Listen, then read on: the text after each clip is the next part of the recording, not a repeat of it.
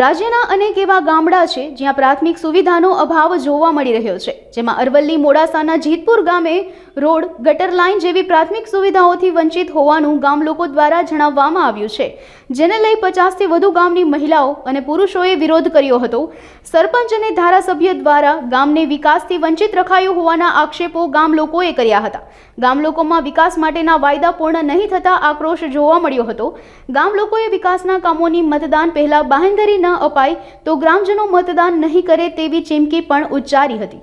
છેલ્લા 10 વર્ષથી અમારા ગામની અંદર ભારતીય જનતા પાર્ટીની સરકાર હોવા છતાંય વિકાસના કામોથી અમારું ગામ વંચિત છે। જે દ્રષ્ટિએ જોઈએ તો રોડ, રસ્તા, ગટર આવી કોઈપણ પ્રકારની યોગ્ય જરૂરી સુવિધાઓ મળેલ નથી। ખરેખર અમારા ગામના સરપંચના પિતા પોતે અત્યારે ધારાસભ્ય છે, રાજ્ય કક્ષાના મંત્રી છે, છતાં પણ અમારા ગામમાં વિકાસ જોઈએ એવો થઈ શક્યો નથી।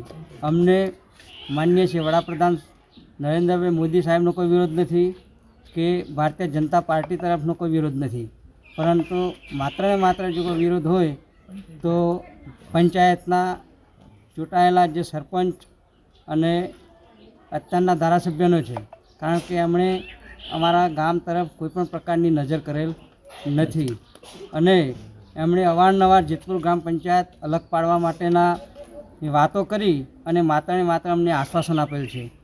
તે બાબતનું કામ છેલ્લા 10-15 વર્ષથી ખોરંભે પડેલું છે અને એ બાબતે કોઈપણ પ્રકારની યોગ્ય કાર્યવાહી થતી નથી અને એના કારણે જ અમારું ગામ અત્યારે વિકાસના કામથી વંચિત છે।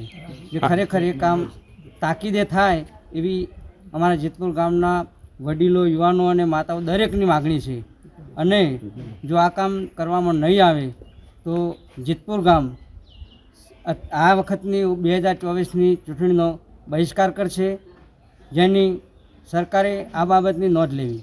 અમને મોદી સાહેબ સામે કોઈ વાંધો નથી, અમને ભાજપ સામે કોઈ વાંધો નથી, અમને ફક્ત વાંધો વર્તમાન ધારાસભ્ય અને તેમના સરપંચ પરિવાર સામે છે। 2017 તથા 2022ની તેમની વિધાનસભાની ચૂંટણીમાં ગામને મંદિરના ચોગાનમાં આખા ગામની વચ્ચે આપેલા વચનમાંથી ફરી ગયા છે। છેલ્લા ઘણા વર્ષથી ગામમાં વિકાસના કામમાં ભેદભાવ રાખી કામ કરવામાં આવ્યા નથી। જો સુધી આનો ઉતાળ ના થાય ત્યાં સુધી ચૂંટણી બહિષ્કાર કરવાના છીએ। 2022માં પંચાયત અલગ કરવાનો ઠરાવ થઈ ગયેલ છે।